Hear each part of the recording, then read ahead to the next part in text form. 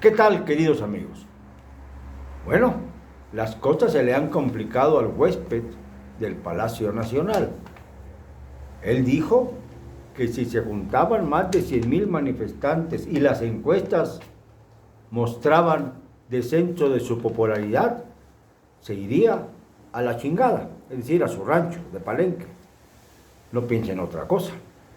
Pues bien, el sábado pasado hubo una manifestación multitudinaria que los periódicos oficialistas o que se han convertido en oficialistas por ser aduladores permanentes del presidente en turno, trataron de disimular el tamaño de la manifestación. Algunos hicieron el ridículo cuando hablaron de 5,000 personas y hay gráficas y videos que prueban lo contrario, pero además se hizo algo interesante que no se había hecho nunca en ninguna otra manifestación, a iniciativa de Frena, que en este momento ya se convirtió en el movimiento opositor más importante del país, a falta de actuación de los partidos políticos. Se numeró a los manifestantes, se les pidió que hicieran largas filas para que tuvieran un número pegado en el suéter, en el saco, en la camisa, y fueran a la manifestación ya numerados, registrados, y algo más. Se les colocó un marcador imborrable, bueno, por lo menos imborrable, en 24 o 48 horas. Y esto no lo va a poder negar el presidente. Tanto se quejaba López Obrador de que si la tinta de las elecciones se borraba o era invisible, en este caso no, en este caso permaneció. Y lo más importante, no hay manera de engañar a nadie porque había 3 notarios ahí tomando nota, que es su función, la de dar obviamente una verdad jurídica inescrutable e ineludible y la de hacerla constar. Ese es el papel del notario.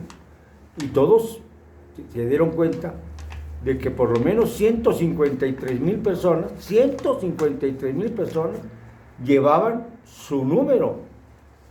Y momentáneamente, porque tampoco se trata de que tengan un número que los identifique como si fueran rehenes, pero tenían su número para demostrar que eran parte de una manifestación masiva. Esto nunca se había hecho en la historia.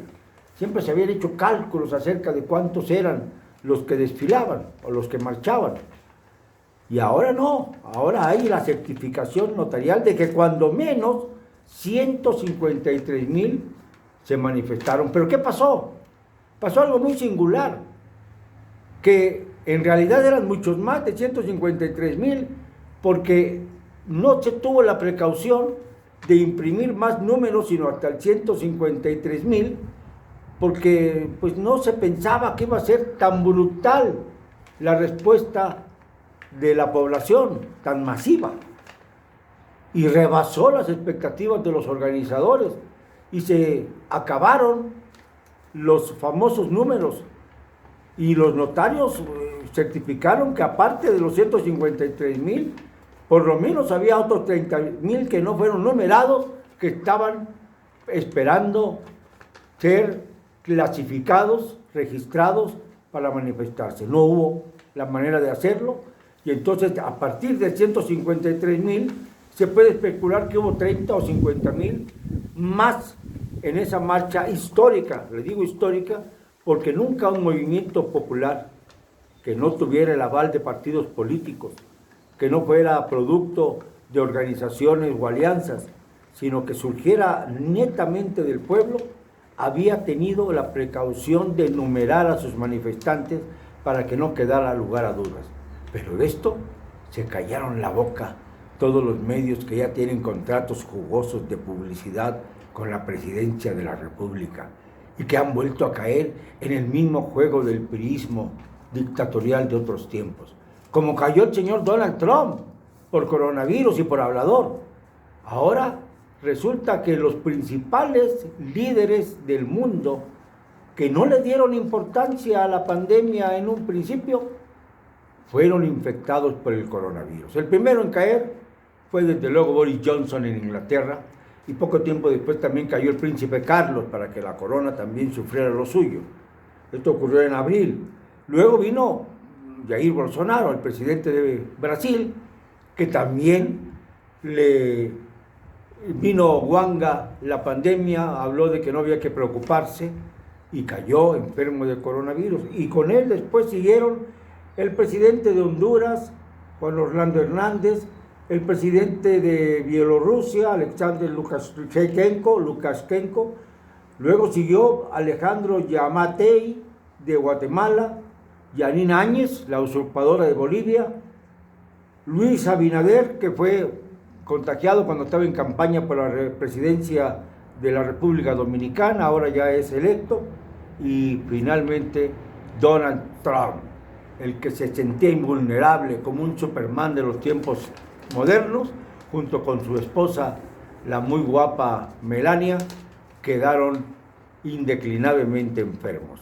Y esto cuando falta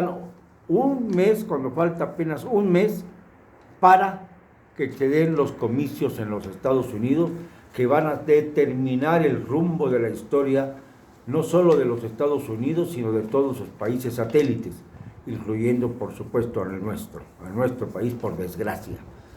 Estamos muy supeditados al resultado, sobre todo por la forma en que se ha comportado nuestro presidente delante del señor Trump.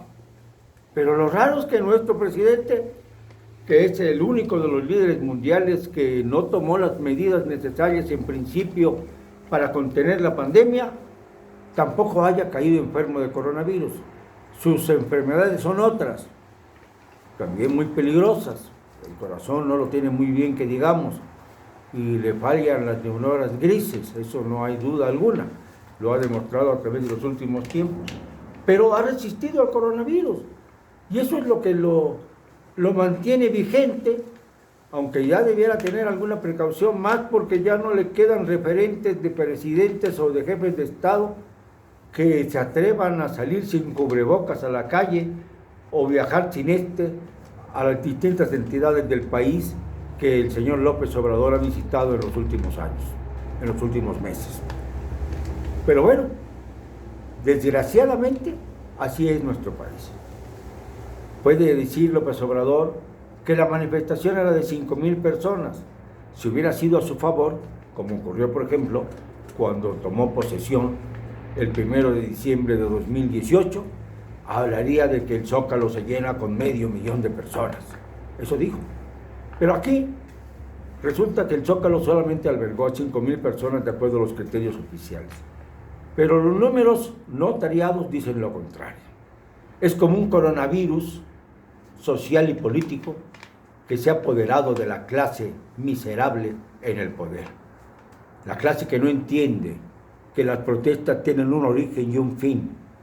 El origen, una mala administración, pésima, que nos está llevando, junto con la pandemia, al peor descalabro de la historia de este país.